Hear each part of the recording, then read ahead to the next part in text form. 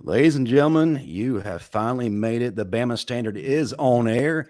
We apologize for the late start. We had some technical difficulties. I didn't pay my minutes, so there we are. I'm your host, Justin Riley, and tonight we are brought to you by Workspace Solutions and Oakmont Financial Partners, LLC. Hit that like and subscribe button. Jump in the comments. Let's do this thing. With me, as always, is senior analyst of Touchdown Alabama Magazine, Stephen M. Smith, comedy legend Steve Brown, and two-time national champion and the baddest man to ever tote that rock, Bo Scarbrough. What's going on, fellas? What's happening, man? We got a lot to unpack, man. Got a lot to Got a unpack. whole lot to unpack. As far as this last game and all this, got a lot of questions, man. And we had Marv on. I think he's coming back. But yeah. So of course he's in the Marvin. dark. There he is. Now you know Marv. Man, Justin don't know what he's doing, man. Hey, man. Okay. So I was saying before Marvin jumped on, Marv kind of backed off with the fire Pete Golden thing, and now I think that they lit fire up under Marv again, and he's back at it. But can you blame him? Now, can I start this off, Justin, if you don't mind? Actually, yes, but listen, our guest is here. So Stephen M. Smith, if you would, man, please introduce one of the baddest men to ever play center at the University of Alabama. Oh, no question.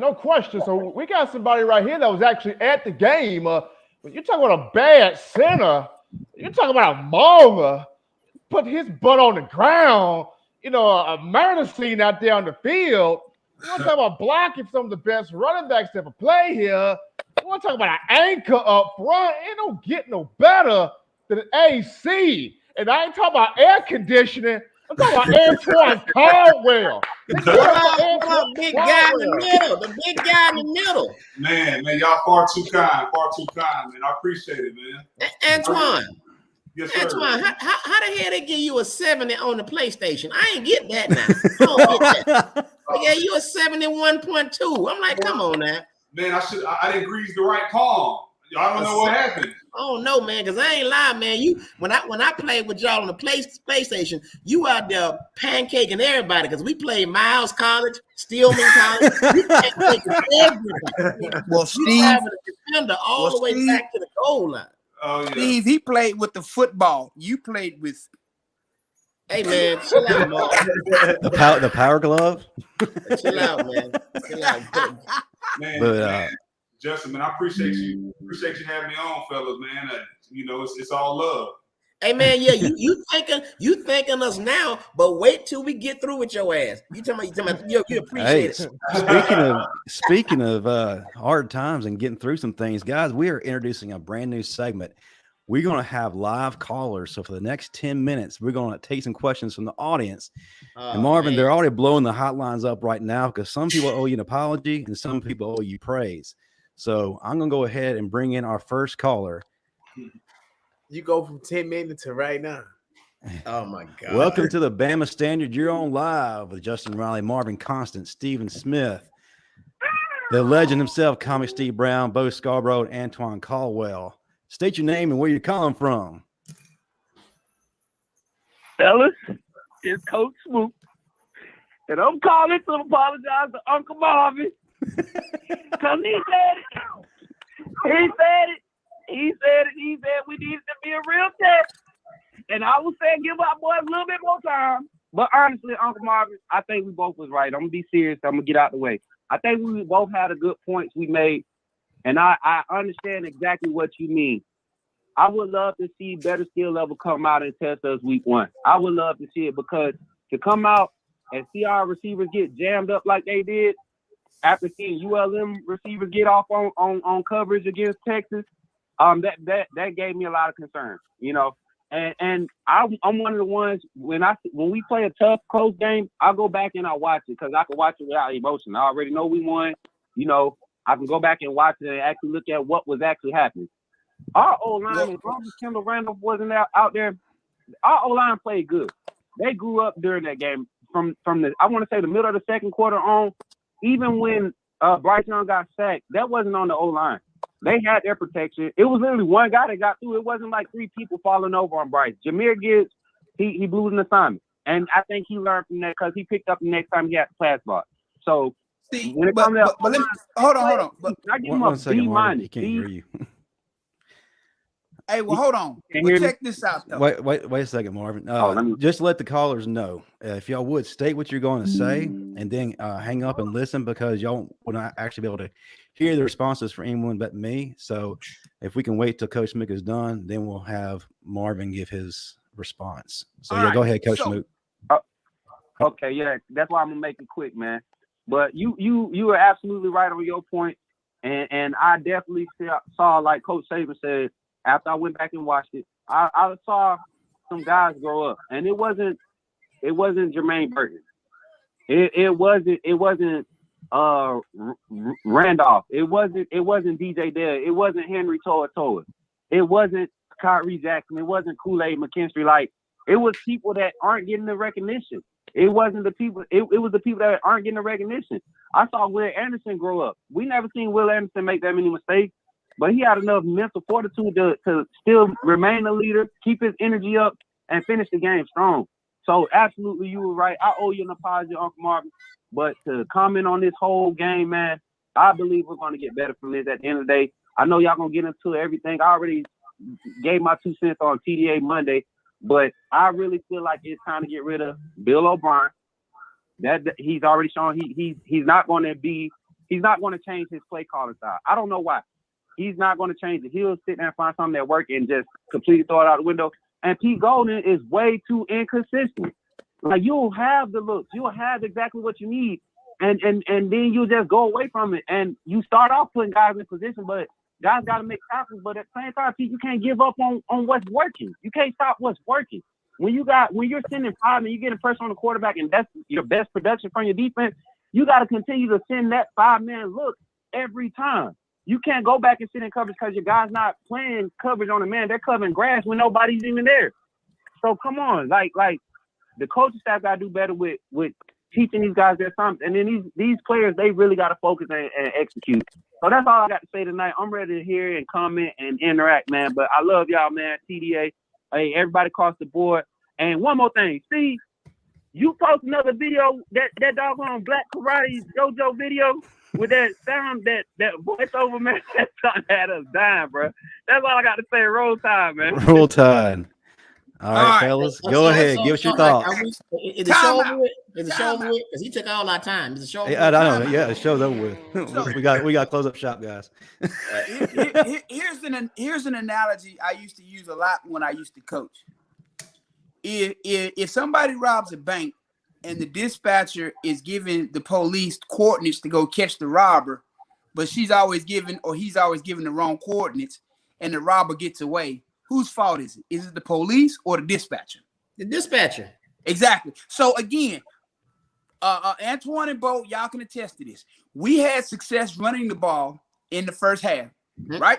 Now, as a middle linebacker, I know what I hate if a team is having success running the ball. If they start running bootlegs, if they start running screen game and other things to make that defense spread out, because then you create even bigger run lanes. But instead, we did none of that, and we abandoned the run game. As a matter of fact, not only did he abandon the run game, he had Bryce Young looking like a sitting duck. I mean, there's things that you do as an offensive coordinator to create these run lanes, to create zones.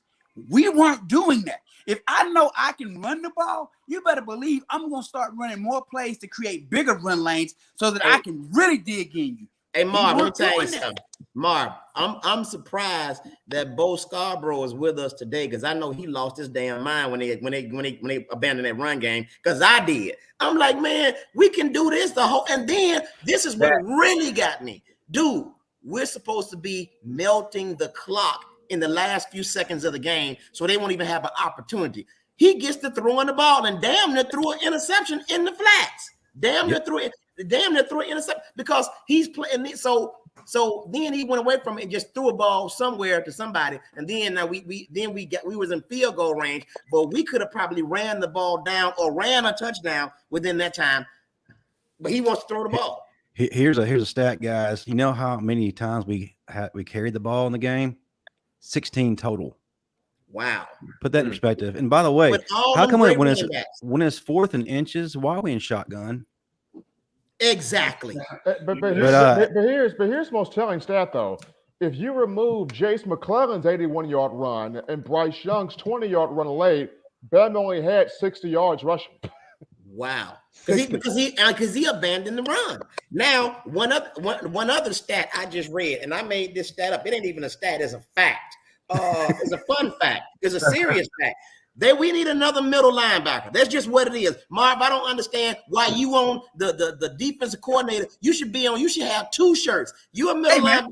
You should have a shirt that says get rid of the D coordinator and the middle linebacker. Get that boy up. Well, I got this one on. We all know what it say under here. And we keep wearing, I'm going to pull some more tape back every week till we get the message out. But here's the thing about that though, Steve. Toe, he sucks at getting over the top. I'm just call it what it is. I would run to the C gap on him, D gap all day long, because I know he ain't gonna get there. And if he do, it's 5 yards down the field. And the reality of this is, Antoine, Bo, y'all all watch the same game we watch. Quinn Ewers got better every drive. If he hadn't got hurt, we would be 1-1, and we would be the number 12 or 13 team in the country. Because that dude he had figured it out. And he was starting to expose that defense. Listen, I disagree. Listen, I want to turn it over to AC and Bo because I want the comments on the offensive line. I want the running backs perspective too. AC, I want you to go ahead and tell us what you saw from that lineman perspective and how frustrating is it? Well, I think kind of what y'all were saying earlier. I just think we're young. I mean, we've had a lot of guys that have moved on, a lot of experience, a lot of 5-star players, first-round picks, and we were due for something like this. We got a lot of young guys out there that's playing right now. So, when you have a lot of inexperience, you got to battle through those things. And I don't think we were horrible. I think we got a little bit better as the game went on. But I do know as we get into a tough SEC slate, guys gonna have to grow up quick. And we're going to start leaning on that run game. And to add to what Marvin said earlier, kind of going with the run game is Bryce Young. I think the teams are starting to realize that Bryce really doesn't want to run the ball. He doesn't want to tuck the ball and scramble. He doesn't want to. That's right. He hands it off. He's not looking to boot and carrying out his face. So the defense is going all out on the running backs when we do stretches or anything like that. So I think Bryce showing that element that he's not afraid to run the ball. Yeah, I think that's going to really help the running game and loosen some things up. Hey, see, I got one thing for you. I want you to talk about this.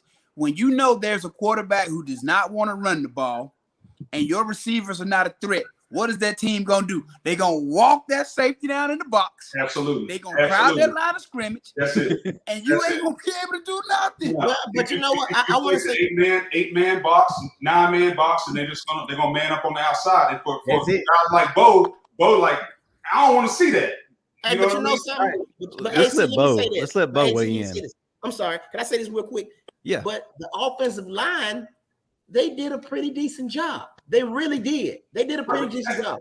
Yeah, as the game went on, they definitely settled in. That's what that's what I'm saying. I don't have any real tension with the O-line. I felt like they got better as the game went on. But back to what I was saying to AC though, Steve, that was my whole point. When you walk that safety down in the box, it's a numbers game. Now you have more people than the line can block. So you gotta run plays to make that safety back off and spread the defense. We didn't do that. Right. Go ahead, Bo. Go ahead, Bo. I know you got plenty to say. Man, he drunk as hell.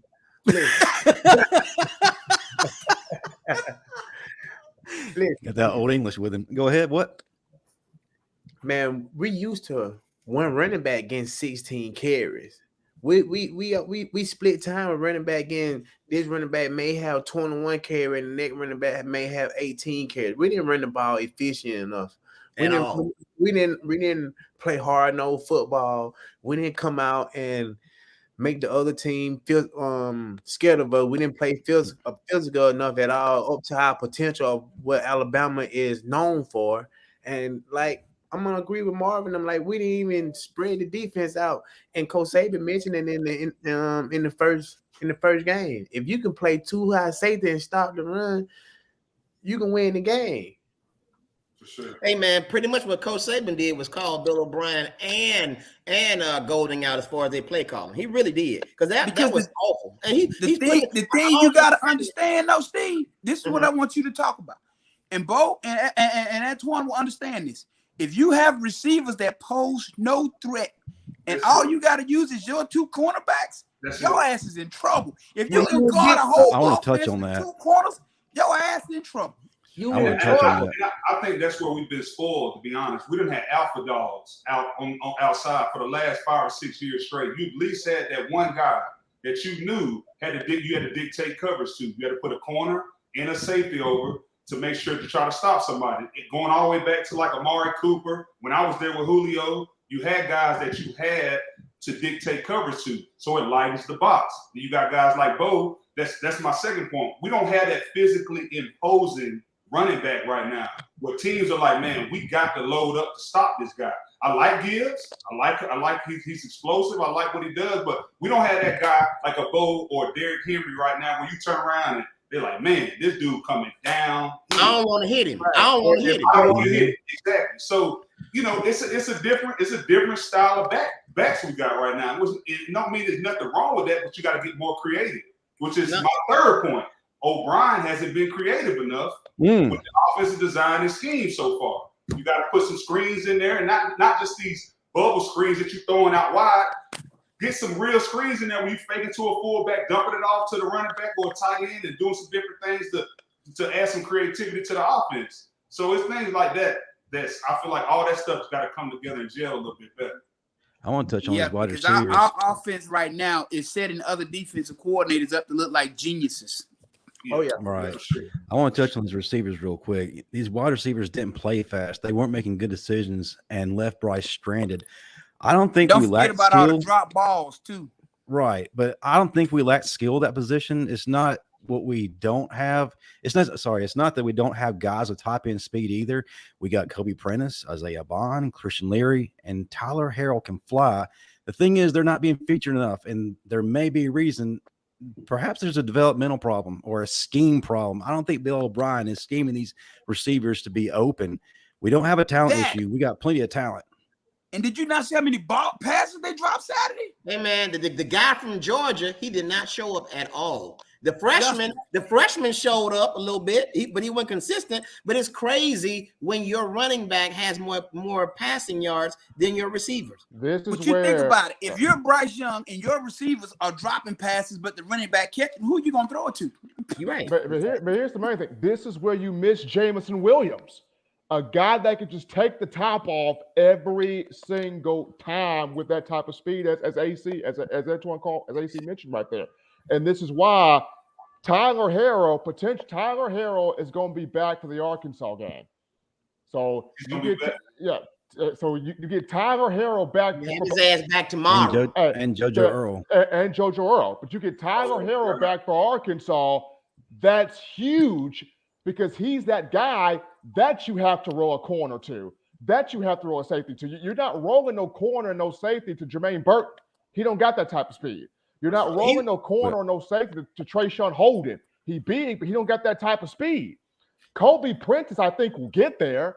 Isaiah Bond will get there, but Tyler Harrell's there now. And you have to have that type of guy with that speed on the field. But if you want to run the ball, Antoine Bo, tell me if I'm wrong. 2x2, 3x1. Yeah. Spread them out. It is spread them out. Lighten the box. Yeah, and put that linebacker in a bind. Hey man. Let's just call a spade a spade. The play calling for Bama this past game was atrocious on both sides. No creativity. Bama went 3 and out, I think 6 or 7 times. Why? Because they kept it was no type of surprise, no nothing, just the same old. And then and everybody's wondering, what in the hell is this dude calling? Now, when was the last time y'all seen Bama go 3 and out that many times in a row? When was the last time? Auburn. Auburn game last year. Last year. I'm gonna help Pete Golden out. I'm gonna send him 2 strippers and a bottle of Hennessy, and maybe that'll help him unlock his inner gangster. Well, on that note, Marvin, we tried that, and the man got a DUI. It still didn't work. I'm gonna send him to his home, man. And took a gas station picture. The privacy of your own home don't count, man. You know what I'm talking about? Hey, knowing this dumbass, he'll get drunk and leave the house. Go ahead, Justin. Hey, I was gonna say we got another caller on the line. Welcome into the Bama Standard. If you would state your name, where you're calling from, leave your message, and then hang up. Knoxville Penitentiary. Connecting. Hello. Welcome into the Bama Standard. Welcome into the Bama Standard. State your name and where you're calling from. Well, my name is Russell Buckholz, and I am 87 years old. I'm calling you from the Knoxville County Penitentiary. How are you? Fantastic, man. Tell us what you thought about the game, and if you have any questions for our panel here. Well, I just want to say, first of all, Bo Scarbrough, I'm a big Detroit Lions fan, and you're my favorite player from the team a little bit ago. So I just wanted to say hello and thank you. Well, anyway, I'm in the Knoxville County Penitentiary, and I have been able to watch a lot of football, whether it's college, and if it's college, I root for Alabama. Anyway, I've gotten to know a lot of good young fellas here in the Knoxville County Prison, one of whom is a nice young African-American gentleman. Now, he taught me a lot about football and football culture. And I got to say, having been in the prison cars, that man has the longest dong I've ever seen in my life. And he's gone. I was wondering what you were waiting for, sir. Hey, I was hoping. Hey, Stephen, Steve Brown, did you have something to do with that? Wait, let me say this. No, I didn't. But when the guy started talking about the guy knowing football and having the longest dong, I remember I was in the Knoxville County Jail, and I was wondering, we could have been talking about me. Look, I don't know. That's why I was looking like, wait a minute, do I know him? We got to do better than that. We got another person on the line. We're going to take this person before our next guest comes on. Welcome into the Bama Standard. You're on live. You would state your name, where you're calling from, leave your question, and then we'll answer the best we can. Roll Tide. Hey guys, Roll Tide. This is Christian Ballard with Ballard Sports Media on YouTube. Big fan of what you guys do at Touchdown Alabama. A big fan of Bo Scarbrough. It's good to see you on there.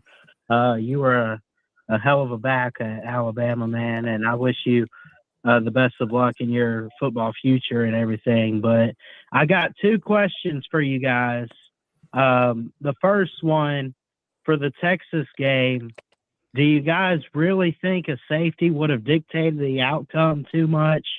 And then the second question I have, is it fair to say for Alabama, we don't have another true test game until we play Arkansas?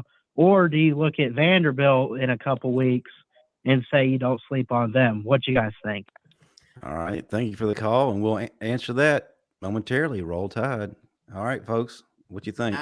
I personally think that you can't call something that didn't happen. It wasn't a safety. Okay, it wasn't a safety. It was proven it wasn't a safety. Bryce Young wasn't down. He threw the ball. The ball deflected off one of the other players from Texas. So that wasn't a safety. As far as another game that's a true test, I think from this point on, Alabama should look at all of their games as true tests because every week. That's the Bama standard. Every game is a true test. We don't care. But that's the Bama I know. You know what I'm saying? Right. So I think Bill O'Brien should get back to Bama football and stop doing what he's doing. This is why I think, and I thought about something. AC, you said something about Bama having a bruising back on every time. I'm gonna tell you why they don't have a bruising back now. Is because Bill O'Brien wants to change the offense to a finesse throwing offense. That's why. That's why he got a every down back. That's why he don't have that Bo Scarbrough or Derrick Henry or even a what's his name? Shit. Mostly every back Bama had was a bruising back. So now he gets an all-purpose back who can throw. I mean, who can take passes out of the backfield and all that. So now we don't have nobody to run downhill but a couple of other guys. You know what I'm saying? So that's what he's trying to do, change the offense into a finesse offense. Here's the reality of where we are right now as a program and as a team. Bo and AC know this. Every team has a scouting department that is breaking down film 5-6 weeks before you play this team. So you better believe Arkansas, Vandy, Auburn, Tennessee, they are watching Texas A&M. They're going to watch every game. So by the time we play them, if we hadn't cleaned up these mistakes, our ass is in trouble. Because you better believe they spend ample time preparing for these games. Oh, yeah. They're doing it now. Marvin, I couldn't agree more, 1,000%. If I'm Arkansas, Vanderbilt, I don't care who it is. The game I just watched against Texas, I'm copying and pasting offense and defense. I mean, I don't know if y'all talked about this before I came on, but the script that Sark drew up for our defense, that's the blueprint. That's it. Without a doubt. You leave 5 or 6 in the box and you take deep shots on Bama because you know we're gonna go one-on-one on the outside. We're gonna challenge the corners and we're gonna make it tough on you. We're gonna motion, we're gonna shift, we're gonna create mismatches before the ball snap to get guys out of alignment, and that's what you do against Bama. Literally, Sark probably worked on this game plan for at least 3 or 4 months. No, he didn't. No, he didn't, because he knew who the defense coordinator was. He worked on that game plan for a week. And AC, and the big thing, AC, is he used running backs to chip Will Anderson, Dallas Turner, and said, somebody else beat us. I dare you. Somebody else finish. Here's the thing about it. Toa can't get over the top. Toa does not do well as a middle linebacker. I'm sorry, that's my honest opinion. Antoine, you can tell me. Make me a shirt. He lets centers and guards chip and get up to him so easily. As a middle linebacker, you should never let a center or a guard touch you. If you let a tackle get up to you on some wide, that's understandable. But you should never have a center or a guard on you in a 3-4 defense as a middle linebacker. Your ass is dragging in the gaps if they are. That means you ain't moving fast enough. You don't have a sense of urgency. Because as a middle linebacker, you should not be getting touched by a guard or a center in a 3-4 defense. You're getting touched by the coaches. Real quick, I want to press pause. That might be illegal, man. We ain't bringing no Sandusky to Alabama now. Come on. And with that note, our other guest has arrived, Stephen M. Smith. If you would, please welcome in this gentleman. You're on mute, Stephen. Justin. Okay, now we all got right, let's do it again. We got him. We got one of the outstanding commitments for the 2023 class on the offensive line. The young man from Finland making this thing international with the Crimson Tide. We talk about the next big time offensive lineman. Love watching this young man's tape because he bring it every week. We got Olaus Alinen. He is here. He's already rocking the cap with the A on it. It's a Braves cap. We gonna say it's Alabama for right now. Olaus, what's going on, man? What's good? How you guys doing? Good. Hey, Do we get man. do we get free vodka? We get some free vodka from over there. Hey, hold on. But Marvin, you gonna ask hold on, a minor of that question? Justin, hold on, Justin. Can you turn your mic up higher than anybody else's so we can hear you better than anybody? Yours needs to be higher than anybody's. Your mic, your volume needs to be higher. All right, go ahead. Because people are not hearing you when you cut us off. So, okay, go ahead. Well, welcome in. Glad to finally have you in, brother. If you would catch us up with how you're doing right now, your senior year. How's everything going, and ultimately, what's your goal this season? I mean, really, everything's going good right now. Just trying to be a leader in the team, really bring it all this last year of high school football. So trying to win another championship and become the best version of myself every day. High school? How old are you, boy? I'm 18. 18. I thought you was 20-something. You a big dude. What you eat, people? Hey, listen, man. I need a favor from you, man. I know you're a good kid. Where you from? Finland. Well, Finland. But can you do me a favor? Can you bring, when you come to Bama, can you bring an offensive coordinator? I think that you one. can't open that door for him. You can't do that. You can't do that, sir. Okay, what about a defensive coordinator? Can you do that? You can't put me in that spot like that. Exactly. You can't do that, But listen, Olaus, we have one of the best men to ever play offensive line at the University of Alabama, and he was an NFL great. Antoine Caldwell is with us, and I brought him on because I wanted to hopefully get some great advice from him to give to you as you enter into this next step of your journey. So, Antoine, if you would, man, speak to this young man and tell him some things he might need to hear. Yeah, for sure, Olaus, man. It's great to welcome you to Bama, man. Excited to watch you play, and welcome to the club, man. We've had a lot of good guys come in with myself and guys before me, guys that came in after me, and man, you got that perfect mix. Yeah, you got that. You got Marvin, you got Bo, you got guys that's that kind of paved the way. So. You got a great mix of that nastiness, but also, that leadership that Bama craves and that Bama needs. So, man, we welcome you with open arms, man. Excited to watch you play, watch you grow. Thank you. And you also got Steve Brown. I was 4th string on the scout team, but he didn't say that. It's okay. Don't judge me. Don't judge me. Don't judge me. Don't judge me. Don't judge me. Well, if I could give you one piece of advice, it would be not to let Bryant Denny overwhelm you. I mean, that's an experience within itself, man. When you're coming out of that tunnel playing in Bryant Denny, there's no experience like it, man. It's one of the greatest, man.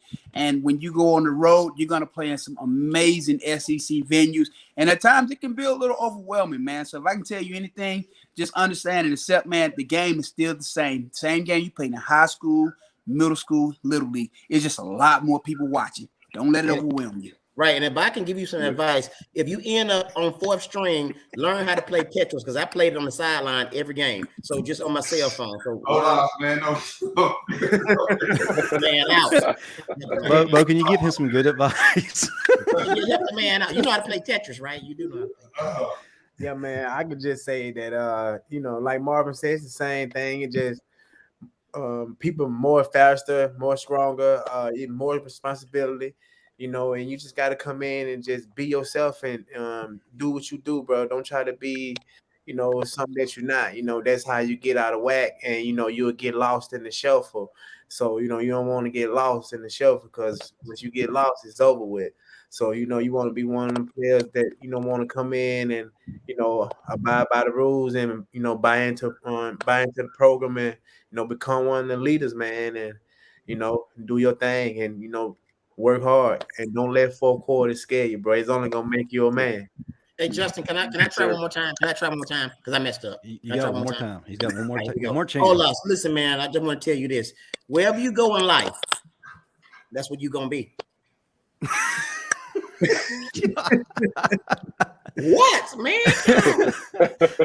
Olaus, if you would, man, tell us about that first meeting with Coach Saban. I know for a lot of people, he appears larger than life. What was the atmosphere like? Were you nervous? How'd that conversation go? Yeah, I was really nervous. Really, I was at a camp the previous summer, and then I got back there. They offered me during the season, so I got back there for a visit. And I mean, really, I feel like that was the only time I met with a coach that I really couldn't get a word out of my mouth. I was stuttering and stuff. It felt weird, but it gets better over time. Yeah, that's for sure, and that's something that you'll learn, man, once you get to Bama. Honestly, and Bo can talk about this, man. But Nick does have that persona. I mean, because he's earned it, right? He's a great, all-time great. But man, he is one of the guys. If you end up, you get in there, you showing that leadership, the work ethic is good, and you doing everything you're supposed to be, man. He's one of the guys. He'll come in there, you go sit down, kick your feet up in his office, and he kicks it like everybody else does. So, you just continue doing what you need to do, be that leader, have that work ethic, man. I'm telling you, you're going to be all good. That's right. And another thing, man, if you want to be remembered when you die, borrow money from everybody you know. What, man? What? What are y'all doing, man? I'm trying to get what? The Steve Brown mentorship program. Why am I on this show? Well, I'm trying to get a man from But what kind of advice can you give to him about Coach Saban, or what to kind of expect? I mean, you were with him here recently, man. What are some things he really needs to focus on? You know, like AC said, you know, like you'll learn, you know, how he is, and you know, like you said, go in there, you know, and work hard and be one of his guys. You want to be one of his guys. You know, I was, you know, one of his guys, and you know, I got the leadership guys I got him to bring the leadership to the freshman little party that happened at his house. So you wanna let him know that you're a hardworking guy and that you mean business and that you're about business. You know what I mean? Because he is a businessman. So you got to show him that you is about business and you about handling your responsibility as a person and as a man and as an athlete. You know what I'm saying? And be a student athlete, you know, because that he gonna stress across the board that you're a student first, then the athlete, you know, and don't miss no classes. And you know, he real big on that. Yeah, real big on that, you know. So Olaus being a big boy, we don't want that extra cardio. Being a big boy, we don't want that extra cardio, man. There's no classes. Don't do it. Right. And I'm gonna tell you something else too, man. A sundress with no ass is just a long t-shirt. What? I mean, you know what? Olaus, I know you caught the game. I know you caught the game this past weekend. Classic game, hard fought game.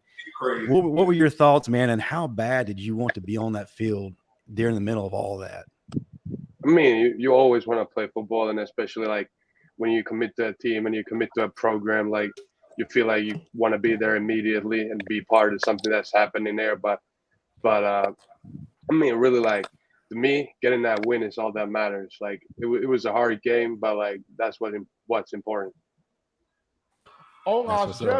Just for me, I mean, Coach Wolf, who's going to be your O-line coach, Eric Wolford. I mean, how just in your recruitment, what did you love about him talking to you and him spending time with you and being around you? I mean, what makes Coach Wolf that type of coach? I mean, he really showed that he has that type of commitment to the guys. Like he didn't play around with recruiting too much. Like it was all about business, and his number one priority was getting the guys he has in the O-line room better. And that's something you really want. Like you want the full attention from the O-line coach when you're there. Like that's the guys you got to work with, and those are the guys who are gonna play for him. And he was just like, every time I was visiting, saw their practice, like what did they do? He was giving his all in those workouts, like just coaching the guys up in the film room. Like so he's a really hardworking coach who knows what he's doing. And O-line, specifically to the O-line, man, what I would say is you're gonna get a lot of stuff thrown at you. You know, a lot of different formations, a lot of different designs, schematics, everything like that. But I think the most important thing you can focus on, man, is not making the same mistake twice. You know, they're okay with you making a mistake, but if you come out that next practice or that next day or that next meeting and you've shown that you not making that same mistake again, I'm telling you, that's gonna mean the world to your coaches and your teammates, and that builds up that dependability and that accountability to your coach and your teammates. And that applies in a lot of lessons, because you want to be accountable throughout life, and you want to not make the same mistakes. You want to save your money, because I'm going to tell you right now, in 20 years, you're going to have a bad back, bad knees, bad shoulders. Yep. And I'm going to tell you something else too, man. One last thing, man. I just want to tell you that Uggs are just boneless Timberlands. See, Steve talking crap, but I'm telling you, man, you got to take care of your body. If you do nothing else, man, take care of your body, because it's a brutal game, man. And I promise you, I'm 43. I just had knee replacement surgery 8 months ago, man. This game takes a toll on your body, so do everything you can. He also had crabs too. He had crabs. Do everything while you can. Do everything you can while you're playing. You know, to take care of yourself, to preserve your longevity, because it's gonna play a major role in how well you play and how long you play and how well you take care of your body now. 100%. Take care of your body, brother. Take care of your body. Because right now, I don't have no bottoms on. I take care of my body. Bo, go ahead. What? the training facility, bro. It looked good, you know what I'm saying, when you walk in there, but actually, use it. You may feel like you don't have to use it that day, but use it the days that you don't want to use, and those are the days that you actually get better. So it look pretty now when you're on your visit, but when you constantly seeing it, actually use it. Don't let it sit up there for sure. And make your parents proud. Yeah, make your parents proud. I do have to ask, before choosing Alabama, were there any former Alabama greats on the offensive line that you kind of patterned your game after or looked up to? And are there any current players on the team that kind of helped mentor you along the way? I mean, like recently, I've been looking at a lot of Jedrick Wills, and definitely like during my recruiting process, I watched a lot of Evan Neal playing when he was there, because I was watching the games and stuff like that. And I was like Tyler Booker, the current freshman O-lineman, was like, he was a really helpful resource for me during recruiting process, because he had just done it. Like, he went through exactly what I did, and same with J.C. Latham, Sam McClellan, like all those guys who I spent a lot of time with the O-linemen, and during my visits and stuff like that, they were really helpful resources. That's what's up. That's what's up. So may I ask, how tall are you? How much do you weigh right now? I'm like 6'6.5", 320. God, ooh, that's what's up. Man, I'll say this: the game definitely done changed. When I came in my freshman year, I was 260 pounds, 6'2.5" when I came in. You say you're 6'6", 300 and how much? 320, like 6'6.5". Hey, that sounds like the girl I'm cheating on my wife with. But look, what? I had a question and it left me. I think you ran off Antoine. Y'all tripping. Oh man. But before we let you go, first of all, thank you again for taking the time to spend with us and put up with a lot of us. I guarantee no other podcast will be like this. But what's the one thing you want fans to know about you coming in, and what your ultimate goal is at the University of Alabama once you're done? I mean, definitely want to win as many championships as we can every year. Every year is championship is the goal, and I'll bring it every day. Like this being my dream, so I'm not gonna give it away. So I'll bring a hardworking guy who's gonna do whatever he can to help the team to win. That's what's up. That's what's up. That's what's up. All right, fellas, y'all got anything else for him before we let him go? Yeah, one last thing. I love you, man. What? I'm just getting emotional, man. I'm happy he's gonna be a part of the family. God, anything else, Antoine? You're one of the greatest to ever do it, man. Man, we just decided to have him, man. Like I said, it's it's gonna be an incredible experience for you. And like I said, man, you just come in and everything that you've done to get to this point, man, that work ethic, that leadership, man, go out there and just replicate what you've done so far. And I think you'll fit in great with the guys, and man, it'll be the sky's the limit from there, man. So looking forward to seeing you, man, when you come in, and we'll definitely be checking. And one last thing, all women who wear pajamas to the grocery store got roaches. What? And I will say this before I let you go. I've watched your film, and we always talk about that guy that from across the field that the other teams are going to fear. I look at the way you handle defensive linemen and linebackers. You're that next dude that our opposition is going to fear, brother. Thank you. Well, yeah, thanks again, brother. We're looking forward to hearing more from you, and definitely we'd love to have you back on as the season progresses, and most importantly, roll tide. Yeah, roll tide. I love you, man. Man, why do y'all be doing this, man? I thought y'all had my back, man.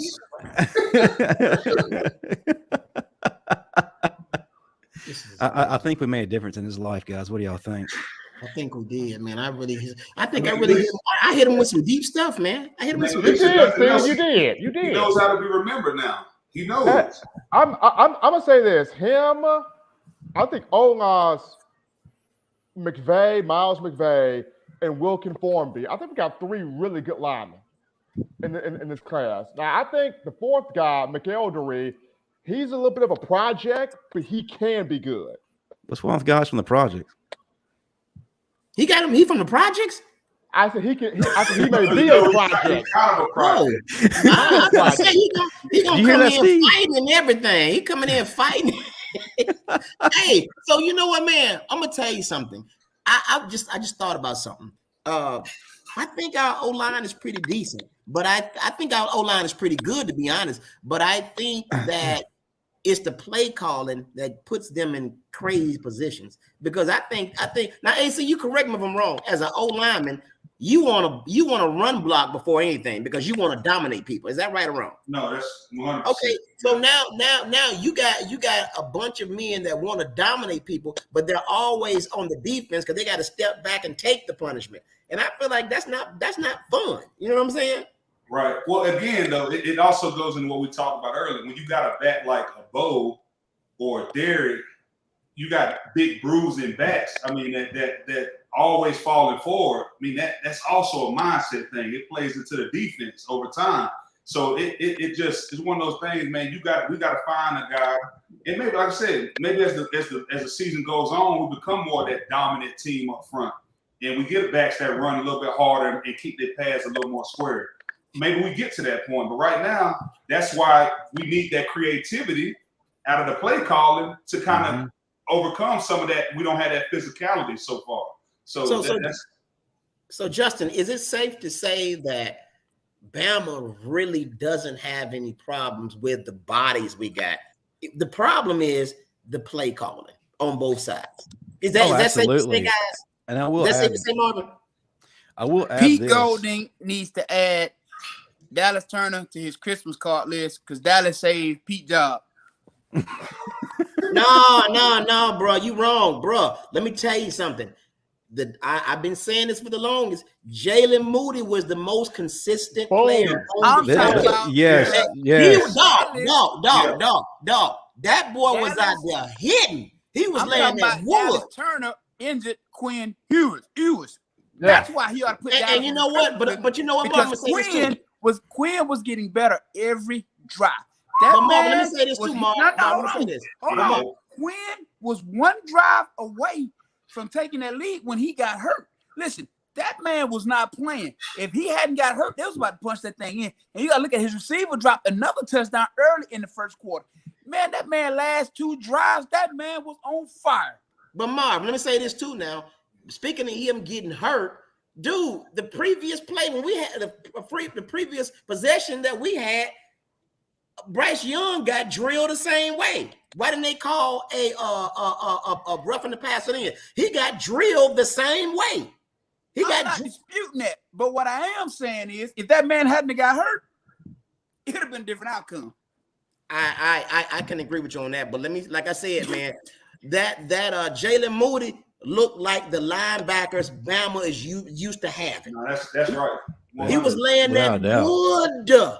He was laying that wood, bro. He was hitting everybody. And the thing is that big running back they got, every time he got hit, he'd take a couple of extra yards. Every time Moody hit him, he was driving his ass back. Moody was laying that hat. But what you think about Robinson, Bijan Robinson, the back from Texas? Did you really watch him like that, or what? He was a pretty good back, man. You know, he broke a few tackles. You know, I thought that he ran the ball pretty hard. Yeah. Now when Jalen Moody hit him, though, Jalen Moody was laying that hat. That stood out to me, bro. Yeah. We didn't give him enough licks to neutralize him. I was all about, if I hit you enough times, you're gonna know you're gonna start looking for me. So you ain't gonna be running through that whole quiet. You know who he was looking for? I'm gonna tell you who was looking. No, I'm gonna tell you who he was looking for. He was looking for toe so he can get a couple of extra yards. That's who he was looking for. Hey man, we could all agree. Hey, we could all agree, dog. They even said something about it, man. Jalen Moody was laying that hat, and I'm telling you, man, before long, I believe, man, Blackshear should be somewhere licking his chops in that playbook, so we can go and take toe, because that's another one that be laying the boom too. I'm gonna say this though, the fact that Moody was not named one of the players of the week, that got me. The fact that DeMarco Hellams got defensive player of the week and not Jalen Moody.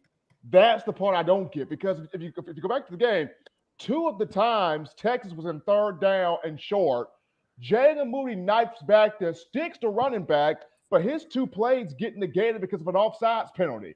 Yeah, Moody is back here balling, and yet he does not get Defensive Player of the Week. I did not understand that. Me either. That dude was playing with a chip on his shoulder, and he Get a chip. He had a full-blown bone on his shoulder. Yeah. Now I'm gonna tell you somebody else who was balling out too. The little freshman that came in and played defensive back. He did his thing too. Terry Arnold's good. Absolutely. Terry, and that's the thing, because Kool-Aid McKinstry is getting burnt toast. Kyrie Jackson getting burnt toast. At some point, I know Saban said what he said about Eli Ricks, but we got to play him at some point. We got to play Ricks at some point. You got to play, you got to play Ricks, and you got to play the Terry Arnold. I would start them the next 2 games, because I mean they've been more consistent than anybody. And honestly, I would take a chance on Blackshear, whatever his name, and let Toll set this one out, because I mean this is ridiculous, dog. I mean he makes. Listen, guys. We need to catch one more call. Sorry about that. And they've been waiting for quite some time. So I'm going to bring our next caller in. Welcome into the show. Welcome into the Bama Standard. You're on live with Stephen M. Smith, Comic Steve Brown, Antoine Caldwell, Marvin Constant, and Bo Scarbrough, if you will. State your name, where you're calling from, leave your question, and then hang up and we'll answer it. Jordan from Chattanooga, Tennessee. What's going on, Jordan? What you got for us today? Not much. I'll go and say first, I'm a Tennessee fan, diehard Tennessee fan, but have been all my life. Now, my wife's an Alabama fan, so that's fun times. But anyways, I was going to ask a question. Do you think that going into the Tennessee-Alabama games, that it could possibly be a top 5 matchup? Because it sets up perfectly for both teams. With Tennessee, you have Florida next week, which they should be, and then they get LSU in 2 weeks off of a bye week. And then that sets up where you have undefeated Alabama against undefeated Tennessee, and that'll be the first time since 1989 that that's happened. And that could be a very huge matchup. I just want to see what you guys think, and I'll let y'all answer. All right. Thank you for the call. All right, guys, who wants to take this first? I think he's making a very good point. Tennessee hadn't beat us in almost 2 decades. Nobody worried about Tennessee. Hey man, number one, LSU was going to beat Tennessee. That's just what it is. Tennessee is trying to play that Bill O'Brien ball, trying to play fast ball and all that type stuff, and they don't really have the horses for it, to me. So I think after this game, I think Alabama's going to roll the rest of the season. They're going to be going on. I got to see some more work from them, Steve. I'm sorry, man. I'm sticking to my 1 month, man. I got 3 more weeks. I got to see 3 more weeks before I say anything. Marv, we bought into what you're already saying. I think this isn't the Tennessee we're used to as of late. They're making a lot of strides. They've actually got some talent there. Hendon Hooker is probably one of the better quarterbacks in the SEC, maybe even the nation. They made a statement win. They got a statement win this past week in overtime against Pittsburgh. Normally, they don't win that game. And I think because this game is going to be on the road, it has potential to be a trap game for us. So I'm not going to sweep them under the rug like they're a homecoming opponent. That's just my thought. You know what? But who has Tennessee played? Well, they just beat number 15. Was it 15, Stephen? Number 15th team in the nation. Yeah, but everybody, it seems like everybody is overrated right now. Everybody. Especially Texas A&M. How you lose to Appalachian State, bro? Man, Appalachian State is a trap game for anybody. I do think Tennessee is a lot better than they have been, and I do think they are a little bit underrated personally. Now, I do think we've also beat them, I don't know how many times we have in a row. So until you can show me otherwise, even Tennessee's going into that game thinking, I don't know if we can win this. We done lost 13, 14 in a row.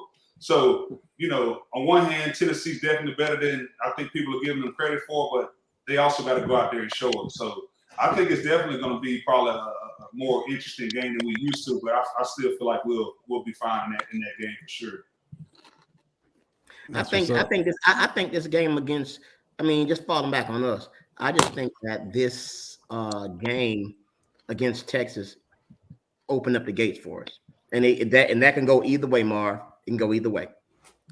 Well, sticking with that, as we get close to the end of our show, where do we go from here? What's the mindset of the locker room? What are those leaders? What's their message right now to the other guys? Clean this up. That's the message. Clean this up. And it starts off, number one, stop mixing and matching these offensive linemen. Get you 5 guys you trust, roll with them. Absolutely. Get you 5 guys you trust, roll with them. Number 2, Bill O'Brien, go home. Go home. Because we know you drinking in the press box. We know this. Go home, Bill. Go home. That's number 2. Number 3, as Steve said, get us Terry on Arnold, Eli Ricks at corner. You roll with those 2, and you make it do what it do. Number 4, Henry T, go become a grad assistant. Let's get Kendrick Blackshaw out here, and let's go Blackshaw, Moody with Deontay Lawson in that rotation. There it is. You gave all the right answers. Good job. Yeah, I want to hear what AC got to say though. What you think, AC? Yeah, I want to hear that. I personally think what just happened, like you said, Steve, couldn't have been better for Nick. We actually found a way to get a win, but you gave Nick enough stuff where he can go back and fuss and correct and give out a lot of that stuff to the team that he's been wanting to say. But at least we got to win while we're doing it. So I think he's going to be over the top this week. He's going to be classic Nick. Bo, you know how he is. He's going to be classic Nick, jumping down everybody's neck. And I feel like because of that, I think, like you said, we might end up turning the corner because this game was the game we needed to really kind of put everybody on track. So, again, what you said, Steven, get your 5 guys set up front, quit this mix and matching, and let's go to work. Because that's the only time O-line gets better when you have continuity. Get your 5 up there, get everybody gelling, and that's how you end up rolling. I agree. Marv? Yeah. They already said it all, man. Y'all know my stance. So that means you ain't gonna send in the rest of the show. Good. All right, go ahead, Justin. I was gonna say, I think the offensive line is gonna be all right. I think that Eric Wolford is probably one of the best offensive line coaches, if not the best in the country. Yeah. I think he's having to undo a lot of what Doug Marrone did. And once he's able to filter all that out, these guys are going to come together because he's got the horses up there. He just needs them playing his style of ball. And once he does, it's going to get back to the offensive line we saw with your group, Antoine, and all throughout Bama history. So Bama fans don't need to be concerned about the offensive line. That's a fixable thing. But as everyone on this panel has stated, it all comes down to the correct play calling and putting the right players in the right positions.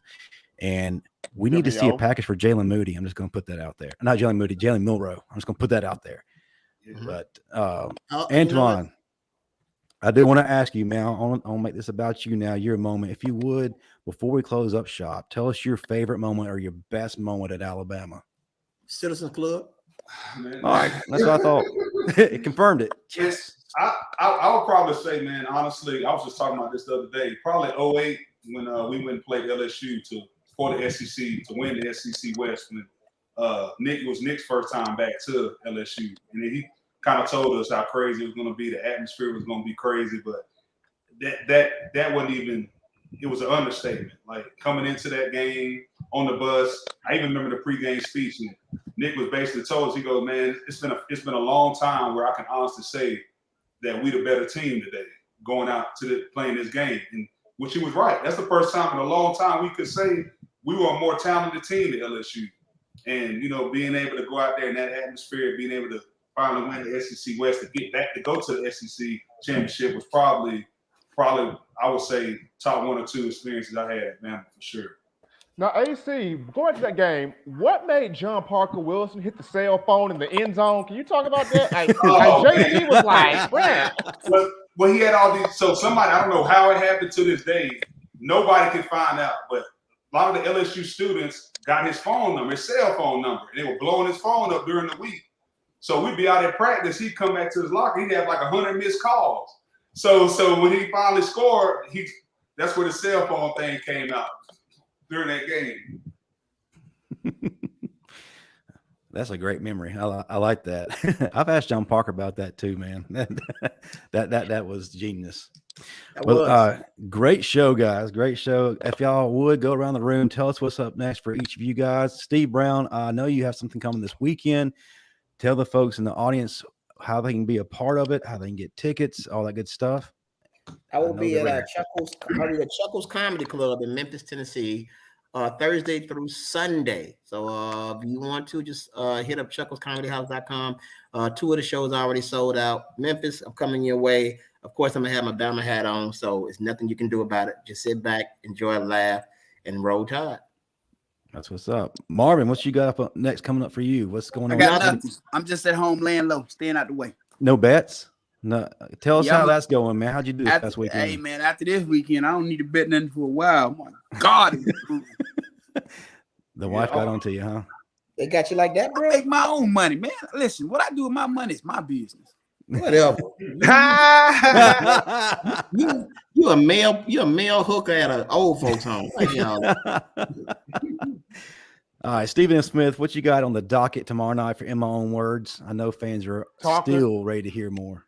Talking corners, talking offensive line, talking Bill O'Brien. I know Jay from Sheffield gonna light me up. So just tune in tomorrow for me getting lit up. All right. Antoine, man, thank you so much for being on. It took some time, but we finally got you in here. I hope you enjoyed yourself. If you would, tell us what's next for you. And for the Bama fans, they're still all about what you did back in the day. How can they find you on social media? Yeah, man. Honestly, I'm not too big of a social media guy, but I'm on Facebook. You can reach me on Facebook. Do got a Twitter. It's Twan, TWAN, 6, Deuce, DEUCE. I'm on Twitter, so you can hit me up on there. But I just want to say, man, Justin, I appreciate you having me on. And Marvin, you one of the greats, man. Love watching you play, bro. Love you too, brother. Love watching you play, man. Bo, you was a dog while you were there, man. Enjoyed watching you, man. And Steve, you was the OG when I was back at school, even back then, man. And always been a big fan. And Steven, I'm a huge fan of what you got going on now, man. So I appreciate y'all for having me on here for sure. And I'll be checking up on all y'all. Appreciate it, man. Hey, I love you. and I remind Steve, remember, a sundress with nothing behind is just a t-shirt. Right, that is. That man learning something. Before everybody exits, I want all you who have not hit the like button, go ahead and do that. Hit subscribe. Check out our Bama Standard YouTube channel. I need everybody in the chat to go over there after the show and subscribe to what we got. We got all kinds of clips. We have great interviews. We also have updates on recruiting. So great show, guys. Glad to have y'all back for another week. This continue to do what Bama does. Roll Tide. Roll Tide.